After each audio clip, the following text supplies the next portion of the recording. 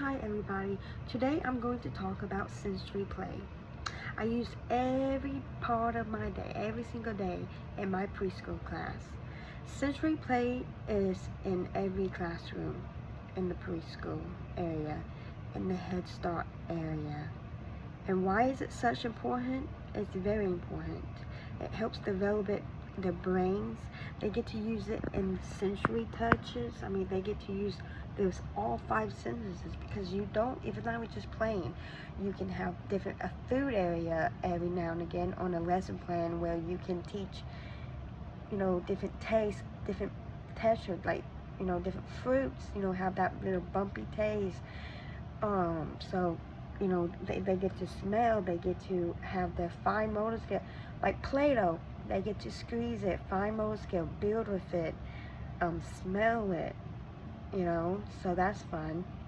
Rice is small and you touch it, fine thing, dig through it, Sand, a lot of people think it's just a mess, but it's not, It's not just children playing and just making an extra mess. Yes, it does get messy at times, but it doesn't take much to clean it up.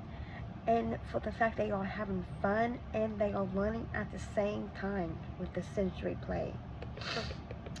To, to start the sensory play simply means giving your children opportunity to grow the brain's development and sensories, the touch, sight, squeezing the hand, fine motor skills, fingertip touching, smell. All five senses, tasting if you do, like food sensory areas. The hands, you learn with your hands first, in your mouth first, with taste. That's why a lot of children do put their mouth on everything, because your mouth is one of the first things that helps most people, all children, to learn. That's just a science thing. They get to feel how material work with their feet, because you got sensory toys for your feet. They learn, like the squeezing the Play-Doh.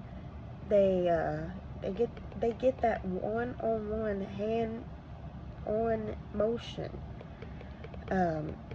Sensory play also supports language and communication skills. When children talks about, like, they're learning new vocabulary and what's soft and bumpy and sticky, when they are describing what they are making, because the children's always going to describe, what they are making, so that's vocabulary. I want the pink Play-Doh, or I just made a pink heart. That's them learning color. Or you can ask them, what color Play-Doh you have? Or you can make squares or any shape with Play-Doh. Rice, you can have them dig and find like letters and stuff. And today, children, let's dig out letters and numbers. Let's see if somebody can find the number 2. Or let's see if somebody can find the letter A, B, C, D, all the letters. Whatever letter you are working on that day. And so, or you can ask them, like, when they find a letter, you can ask them, what letter did you find? So that is learning language, vocabulary, and still getting that touchful sensory. Playing, expression their feelings about how they feel about something, getting their ideals. Activity, encourage conversations between children. Encourage, you can have conversation with children. I have conversations all the time with the children. And some of these children can really have like an actual conversation. They will be so, like, amazed by so much, like, anything. And I like listening to, I let them talk, and then I ask questions about whatever they want to talk about, as long as it's appropriate.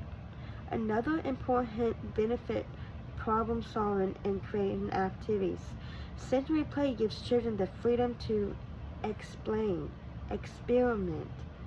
They might try to figure out why objects it stinks, why another floats, or I mean to say float or sink. That's science. You know, sensory play is a lot of learning. You really can learn. A lot of people do, even adults do learn hands-on. I know I'm more of a hands-on learner, you know, so I definitely understand that sensory stuff. You know, how to make towels, how to build with the sensory blocks that we have. They are learning how to build, how many goes on one side to keep it balanced. Imagine a child playing with water in cups. They start pouring, measuring, filling, emptying without realizing it, like they're practicing measuring. They are learning early math concepts. So, or they think about the children squeezing and the Play-Doh and stretching it out, like building a snake or something. They are learning. Because the audience includes classmates and instructors. I wanted to share these examples. So just think about it next time you hear sensory play. And go to a school and really see it for yourself if you get a chance. Thank you.